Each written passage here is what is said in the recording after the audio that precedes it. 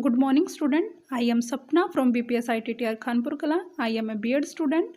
आज हम करेंगे कक्षा 9 का प्रश्नावली 13.2.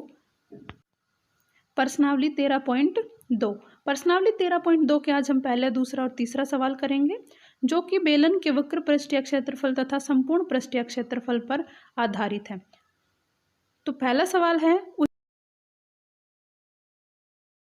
ऊंचाई 14 सेंटीमीटर वाले एक लंबवृत्तीय बेलन का वक्र पृष्ठीय क्षेत्रफल 88 सेंटीमीटर स्क्वायर है. इस बेलन का व्यास ज्ञात कीजिए.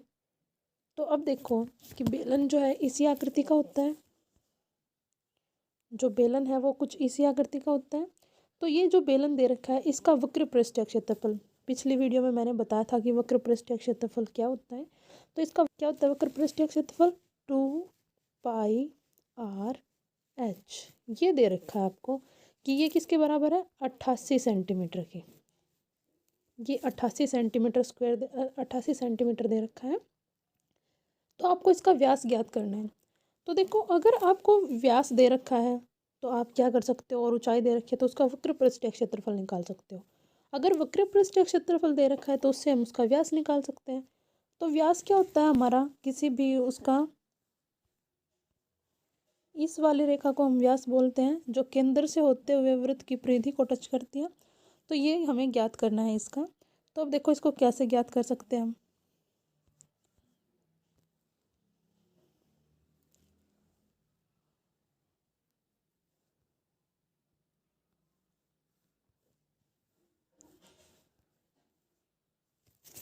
तो देखो आपके पास क्या दे रखा है? 2πr h किसके बराबर है?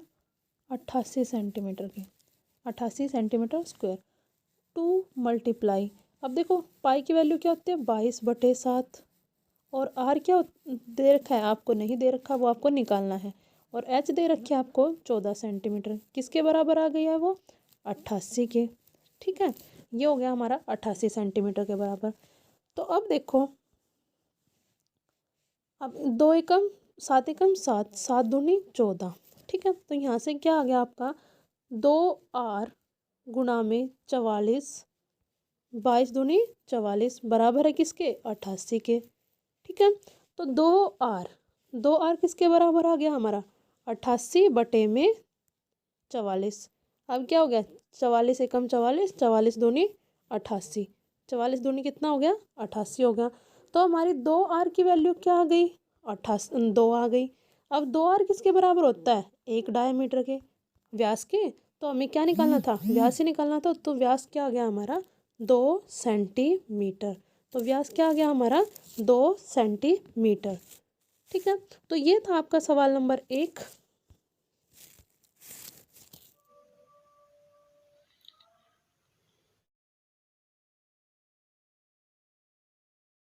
नंबर 2 है, उसमें ये आपको एक टंकी बनानी है धातु की. तो जो धातु की टंकी है उसका व्यास जो है 140 सेंटीमीटर होना चाहिए. जो डायमीटर है उसका क्या होना चाहिए? 140 सेंटीमीटर. और जो आप उसकी जो ऊंचाई है, हाइट h बराबर है वो है 1 मीटर. तो पहले भी मैंने बताया है कि पहले तो आपको यूनिट, जो इकाई होती है जो आपको दिया गया है उसकी सेम करनी होती है. अब देखो 1 मीटर में है, 1 सेंटीमीटर में है. तो इसको पहले आप क्या करोगे? मीटर में चेंज करोगे. तो डायमीटर किसके बराबर आ जाएगा? तो वो आ जाएगा 140/100. ठीक है, मतलब 1.4 मीटर. ठीक है, अब आपको क्या निकालना है? इस टंकी का वक्र पृष्ठीय क्षेत्रफल की जितनी धातु से ये बनाई जा सकती है. तो उसके लिए हम क्या निकालेंगे? वक्र पृष्ठीय क्षेत्रफल.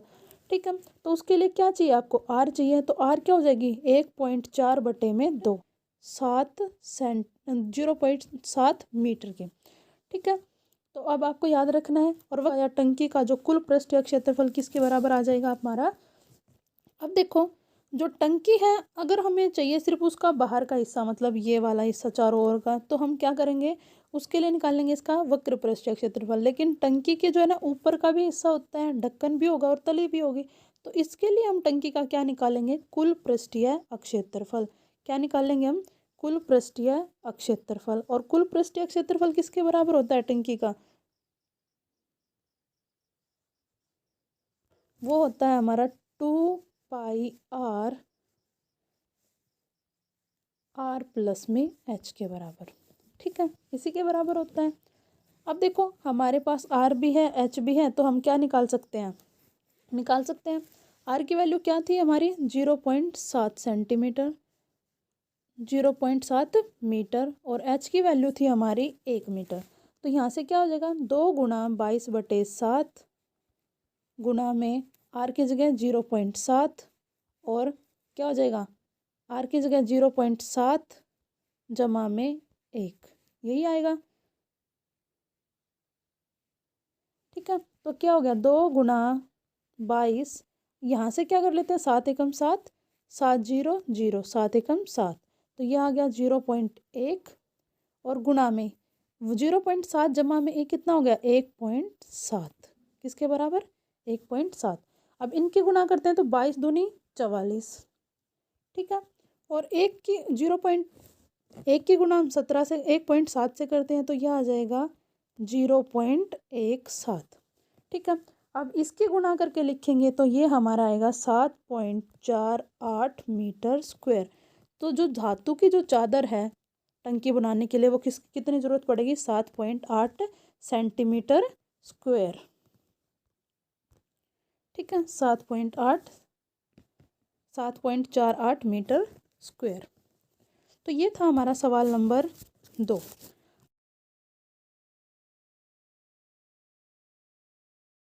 जो 3 है वो कुछ इस प्रकार से है कि एक धातु की पाइप है, पाइप तो सभी ने देखी होगी, इसी आकार की होती है हमारी, जो बेलन होता है उसी आकार के होते हैं। तो इसी आकार की कोई पाइप दे रखी है आपको, तो इसमें क्या है कि जो ये लंबाई है जो इसकी, मतलब एक तरीके से ऊंचाई कह सकते हो आप, तो ये तो दे रखी है कितनी आपको, 77 मीटर, कितनी दे रखी है, 77 मीटर, ठीक है, ये आपको यहाँ से यहाँ तक की 77 मीटर दे रखी है। और दूसरा क्या दिया गया है कि जो आपका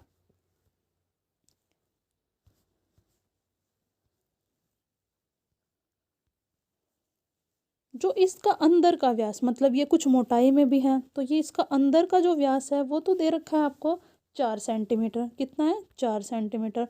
और जो बाहर का है, मतलब यहाँ से लेकर यहाँ तक का जो बाहरी व्यास है ये वाला, ये आपको दे रखा है क्या, 4.4 सेंटीमीटर, ठीक है।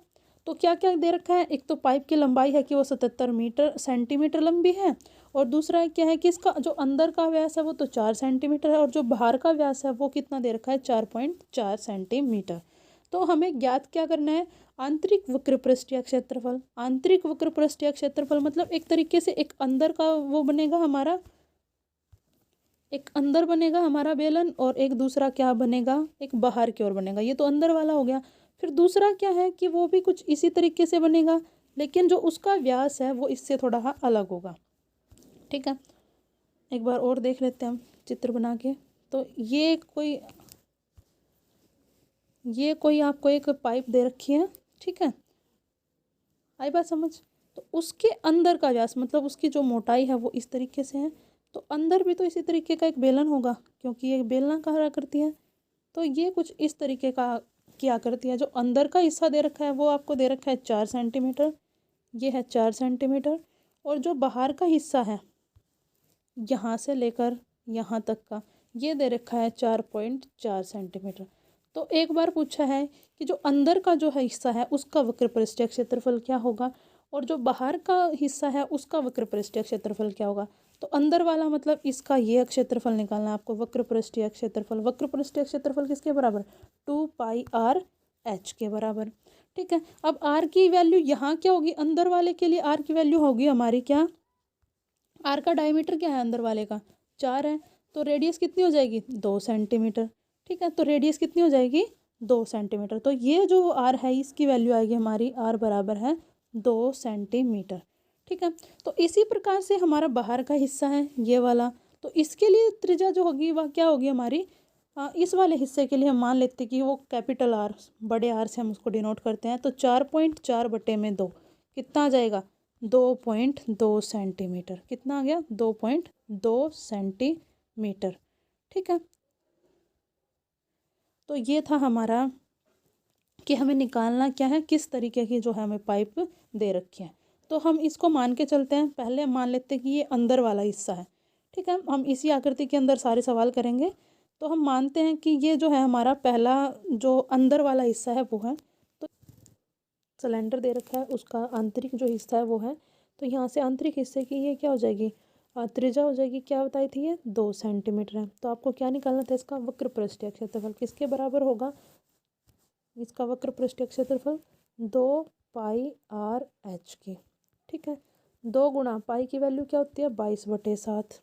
ठीक है, और आर की वैल्यू क्या है हमारी, आर की वैल्यू अभी भी निकाली थी 2, और जो ऊंचाई है मतलब एच है वो क्या दे रखी थी इसकी आपको 77 सेंटीमीटर, क्या दे रखी थी 77 सेंटीमीटर।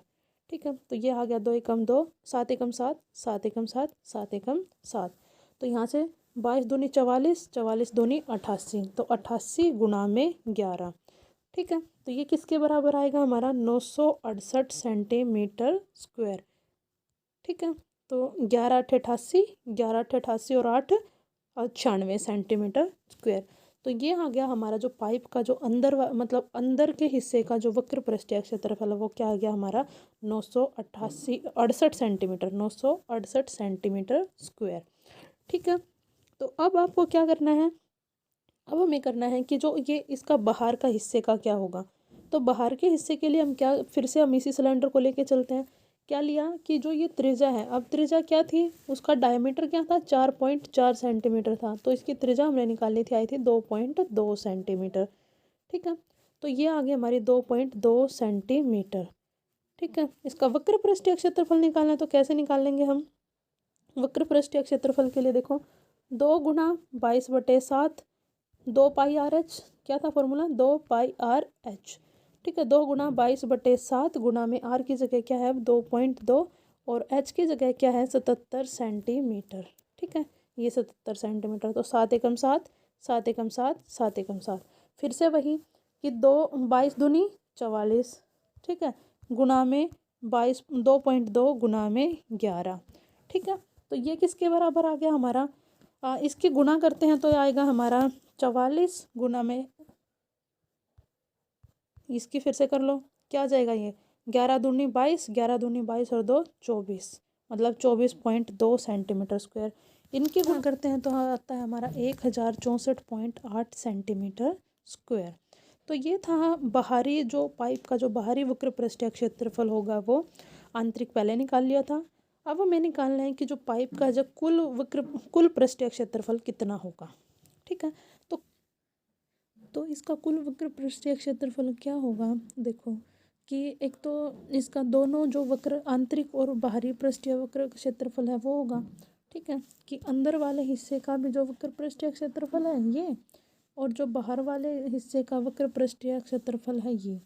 ठीक है, और उसके पृष्ठीय क्षेत्रफल क्या होगा 968, क्योंकि ये आंतरिक का था, और बाहर वाले का क्या था 1064.8।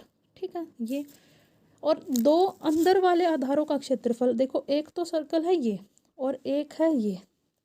ठीक है, इनका क्षेत्रफल कैसे निकलेगा, मतलब हमें चाहिए क्या है कि ये वाला हिस्सा चाहिए। ठीक है, नीचे का भी और ऊपर का भी।